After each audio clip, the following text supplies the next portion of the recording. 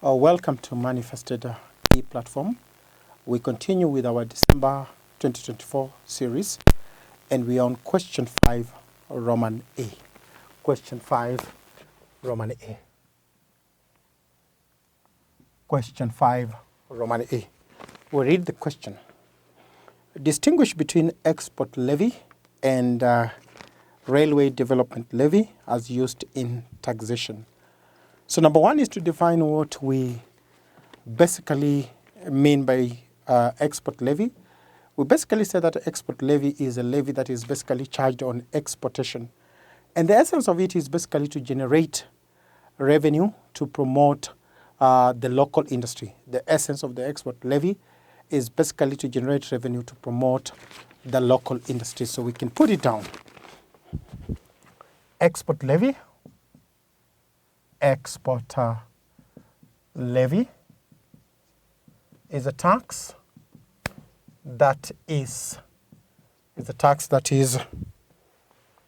imposed in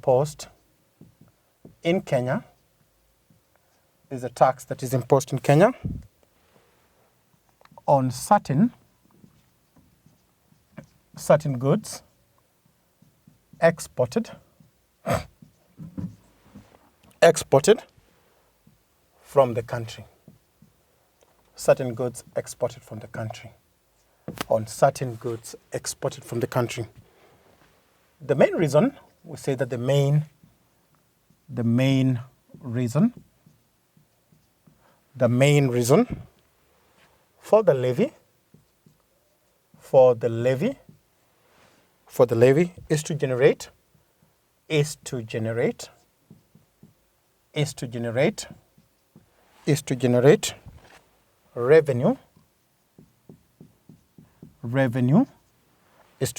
revenue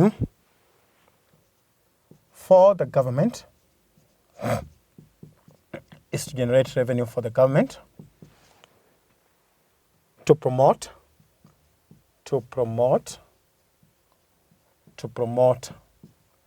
the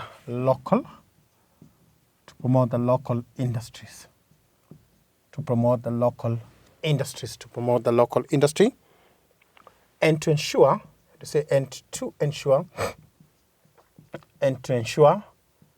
that resources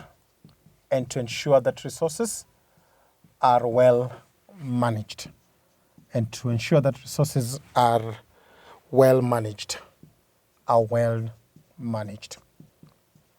And to ensure that resources are basically well managed. And we were supposed to differentiate this with what we call railway development levy. This is basically charged for the purpose of improving infrastructure in the railway sector. It's charged about 1.5, although there are changes that needs to be effected so that this should go to about 2% of the value. But the key thing to understand that the essence of the railway development levy is basically to improve the infrastructure in the railway sector. We can put that down. We say railway development levy.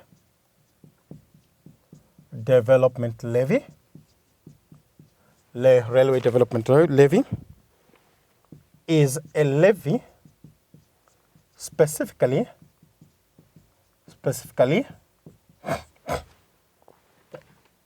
aimed at funding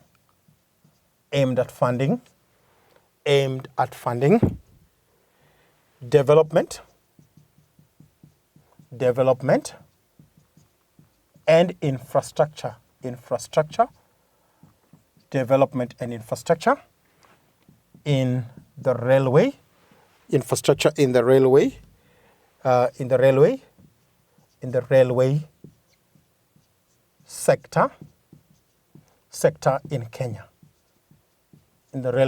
sector in Kenya. That the essence of this levy is basically to promote development and infrastructure in the railway sector. It is charged